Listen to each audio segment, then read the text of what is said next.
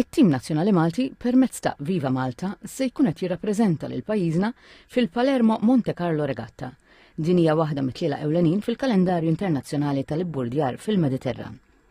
Għal Palermo-Montecarlo Regatta, it-tim se jitmexxa mill-skippers Nicky Fenech u Matthew McAuliffe, flimkien mal-boat captain Ramon Santilli. Il-crew huwa magħmul minn Angel Vella, Andrea Vella, Nicky Vassallo, Zach McKay, Daniel Bartolo, Isaac Saliba, Dario Schembri u Liam Grech. F'April li għadda Viva Malta għamlet id-debut internazzjonali tagħha fir-Roma per tutti offshore race, fejn kisbet riżultat storiku bir-rebħ tal-Line Honours, l-IRC Overall u l-ORC Overall.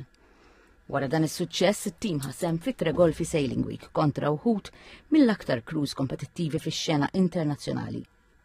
Il-kampanja komplet fit-73 edizzjoni tal-Europeana Ġiralja Race, fejn Viva Malta kisbet it-tielet post fil-klassi ORCO u bekk komplet iżżid mar-riżultat internazzjonali tagħha.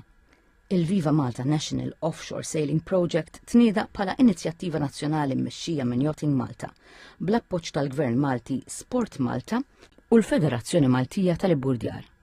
Lan u li Malta jkollha tim tal-ibburdjar kapaċi jkompeti fl-ogħla livell internazzjonali kif spjega l-President tal-Federazzjoni Michael Mifsud. Huwa proġett ambizzjuż ħafna li qed jagħti opportunità lil żgħażagħ li jibburdjaw tagħna li jkompetu fl-aqwa kompetizzjonijiet Ewropej.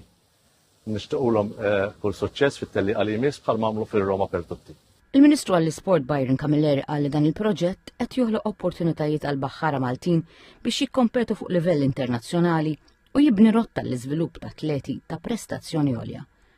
Il-Ministru Camilleri qal li din l-inizjattiva tħeġġeġ aktar żgħażagħ jersqu lejn l-ibburdjar u jsaħħaħ il-pożizzjoni ta' Malta bħala ċentru għall-isport marittimu. Tenna l-impenn tal-Gvern li jkompli jinvesti fl-isport biex l-atleti Maltini kompli u livelli dejjem ogħla fl-isport.